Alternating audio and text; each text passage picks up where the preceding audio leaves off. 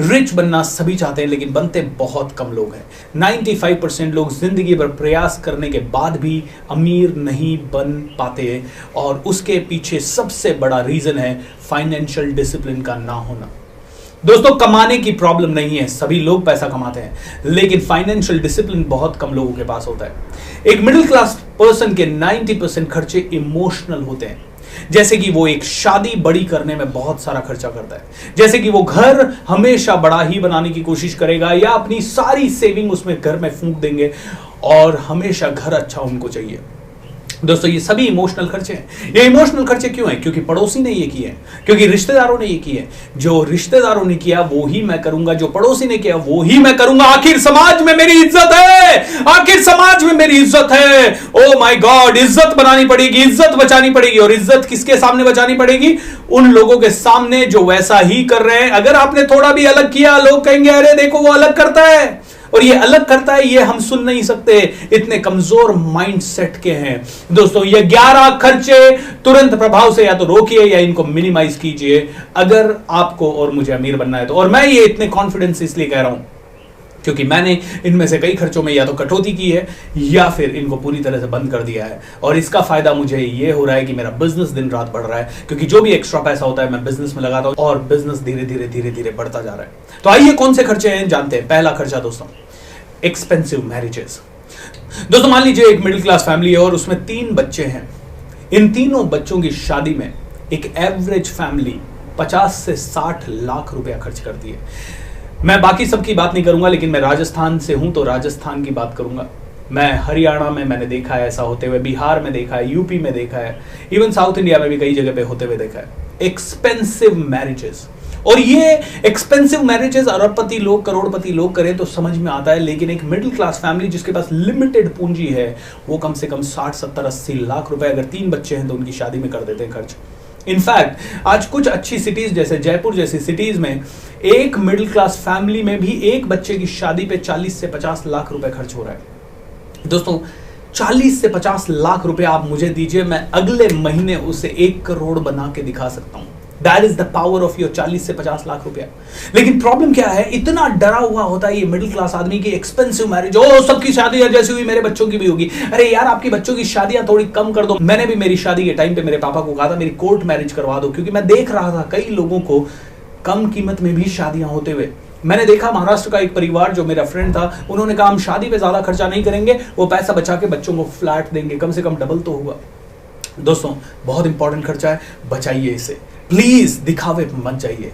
अरे यार, शादी में क्यों करना है इतना खर्चा, मुझे आज तक समझ में नहीं आया। एक शादी करवा दीजिए आराम से घर वालों के साथ और उसके बाद एक फंक्शन कर दीजिए, दैट्स इट। लेकिन नहीं, हमें तो 50 लाख खर्चा करना ही है, करिए।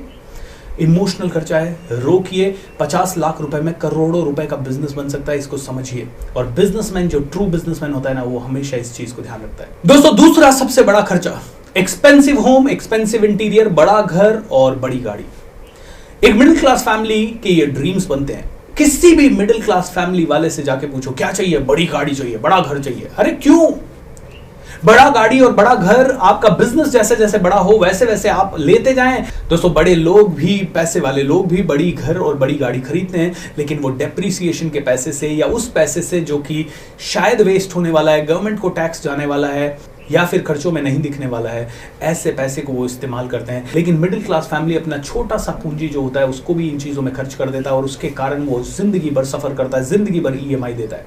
बड़े लोगों को ईएमआई का फर्क नहीं पड़ता, वो ईएमआई में इंटरेस्ट जो लगता है उसका पैसा बचाते हैं, ईएमआई खर्चे में जाता है तो उसका टैक्स का पैसा बचता है, बहुत पैसा बचता है बड़े लोगों का, बिजनेस वाले लोगों का। बिजनेस वाले लोगों की तरह अगर हम सोचेंगे तो नहीं होगा। और अगर आप बिजनेस में भी हैं तो भी बड़ी गाड़ी और बड़ा घर आपको तब तक नहीं लेना है जब तक आपका बिजनेस एक लेवल तक पहुंच जाए। दोस्तों, मैंने बहुत बड़ी गलती की थी जब मर्सिडीज बेंज पहली बार ली थी। मर्सिडीज बेंज कार मैंने खरीद ली क्योंकि बड़ी गाड़ी का सपना था, लेकिन उस समय मेरा बिजनेस अच्छा नहीं चल रहा था और उस समय मैं उस कार को लेने के कारण 1-1.5 साल प्रॉब्लम में आ गया था। ये गलती नहीं करनी है। लेकिन हाँ, आज मैंने फॉर्च्यूनर खरीदी और ये कार मैंने आसानी से खरीदी, उस पैसे से खरीदी जो डेप्रिसिएशन में या टैक्स में जाता। I can enjoy now both the cars. Now that is the power कि तब लेना है जब आपके पास एक्सेस पैसा हो। Is that correct? तीसरा खर्चा दोस्तों, एक्सपेंसिव हॉलीडेज। या फिर हॉलीडेज, वो भी किस लिए? क्योंकि पड़ोसी जा रहा है। आज देखिए हॉलीडेज का कल्चर चल रहा है, हर आदमी घूमने जाना चाहता है, हर आदमी एक्सपीरियंस करना चाहता है दुनिया को। मैं नहीं कहता कि आप एक्सपीरियंस मत कीजिए, आप भी घूमने जाइए, लेकिन दोस्तों पहली चीज, ट्रैवल एजेंसी का सहारा मत लीजिए, खुद अपनी ट्रैवल को प्लान कीजिए। दूसरा, ट्राई टू गो इकोनॉमिक। और तीसरा, अवॉइड करें अगर कर सकते हैं तो, जितना जरूरी हो उतना ही जाइए, जितना आपका बजट अलाउ करे उतना ही जाइए, कम से कम पैसे में उसे मैनेज करने की आदत डालिए।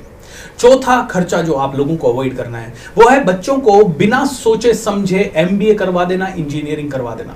दोस्तों आपको पता है एक एमबीए और इंजीनियरिंग में 5 लाख 7 लाख रुपए खर्च होता है। 5-7 लाख रुपए 2 साल का समय बर्बाद होता है।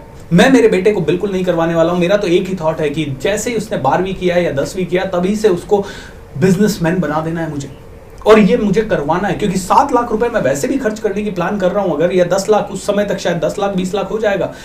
उतना पैसा अगर बिजनेस में डाला तो 2 करोड़ 5 करोड़ बनता है। और जब तक बच्चा पूरा कॉलेज पास करके निकलता है तब तक तो उसका एक्सपीरियंस हो चुका है 5 साल का।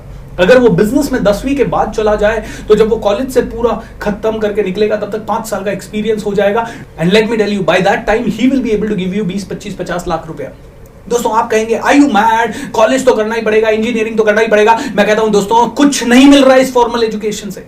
बहुत सारे वोकेशनल कोर्सेज है वो करवा दीजिए। फॉर्मल एजुकेशन एमबीए में जाके आदमी 10,000 रुपए कमा रहा है, ये एक इमोशनल खर्चा है। सबके बच्चे पढ़ रहे हैं, हमारा भी बच्चा पढ़ना चाहिए। अरे पढ़ना चाहिए, आई एम नॉट सेइंग नहीं पढ़ना चाहिए, लेकिन प्रैक्टिकल एजुकेशन आज के समय में ज्यादा जरूरी है।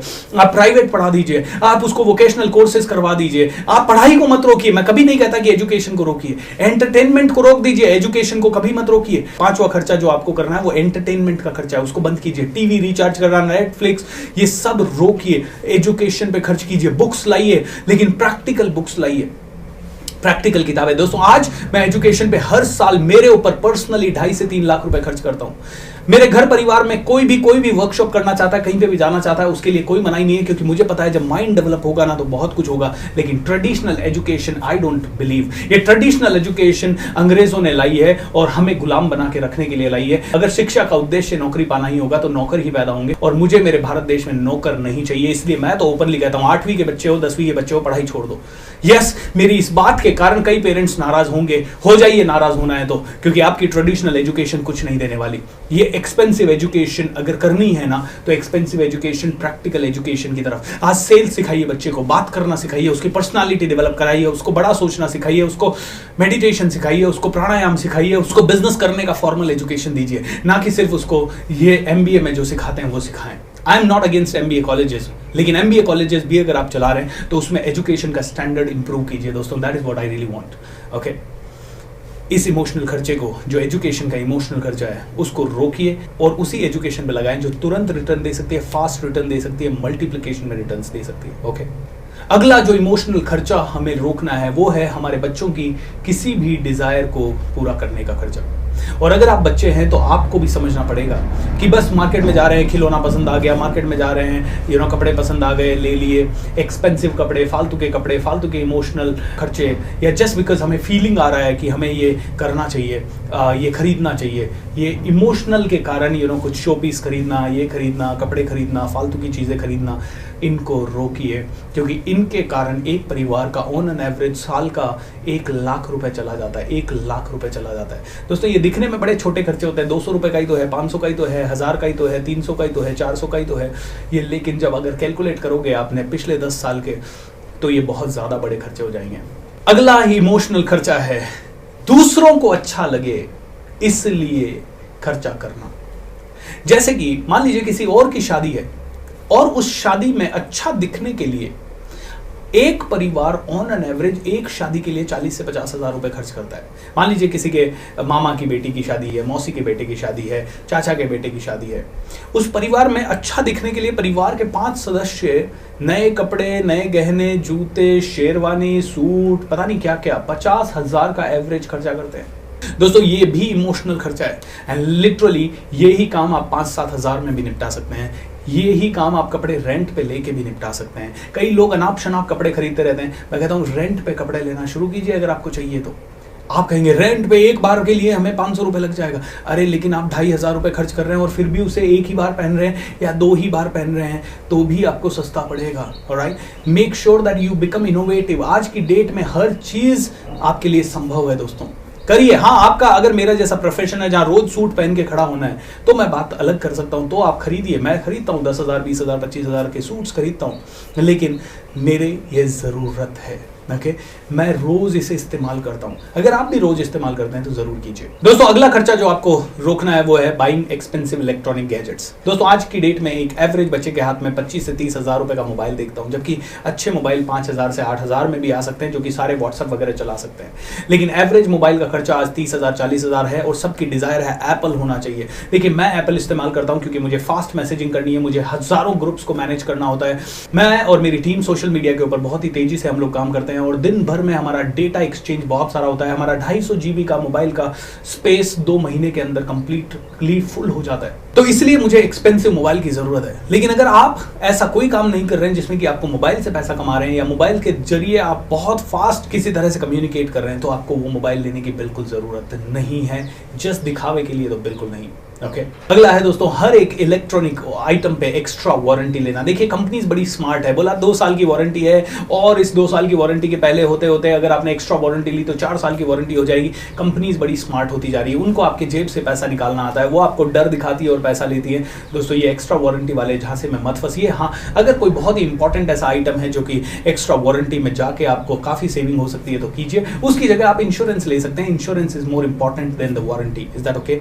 ये अगला खर्चा है। ऐसे ही दोस्तों, आपको और भी खर्चे रोकने हैं, जैसे कि अपने घर में एक्सपेंसिव डेकोरेटिव आइटम लाना। ऐसे ही कई लोग जस्ट बाहर जाते ही अरे मिनरल वाटर खरीद लेते हैं या फिर बाहर एक्सपेंसिव रेस्टोरेंट का खाना खा लेते हैं। ये सारे खर्चे दोस्तों आपको और मुझे रोकने हैं। ये सारे छोटे छोटे खर्चे करके एक मिडिल क्लास फैमिली साल भर में 2 लाख रुपए का खर्चा कर देती है। दोस्तों, 2 लाख रुपए का अगर आपने इन्वेस्ट किया किसी अच्छे बिजनेस में, चाहे वो कोई भी बिजनेस हो, शेयर मार्केट में भी अगर आपने इन्वेस्ट किया तो आप इसमें से काफी कमा सकते हैं। मैं नहीं जानता कि ये 2 3 4 5 लाख रुपए के खर्चे को आप रोक सकते हैं या नहीं रोक सकते, लेकिन इसे मिनिमाइज जरूर कीजिए। दोस्तों, मैंने किया है। मैंने अब हर उस चीज पे इन्वेस्ट करना शुरू किया जो मेरे बिजनेस में काम आने वाली है। जैसे कि अगर हम आज एक स्टूडियो बना रहे हैं तो उस स्टूडियो में टीवी पैनल लेने के लिए हम लोगों ने डेफिनेटली अच्छा खर्चा किया है, या आज हमारे पास एक्सपेंसिव फोन है या एक्सपेंसिव गाड़ी है, लेकिन वो खर्चा बिजनेस के लिए जरूरी खर्चा है। अगर बिजनेस के लिए कोई चीज जरूरी है और जो आपको कमा के दे सकती है, फ्यूचर में आपको कमा के देने के लिए हेल्प कर सकती है, तो खर्चा कीजिए। लेकिन जो सिर्फ दूसरों को अच्छा लगता है या नहीं लगता है या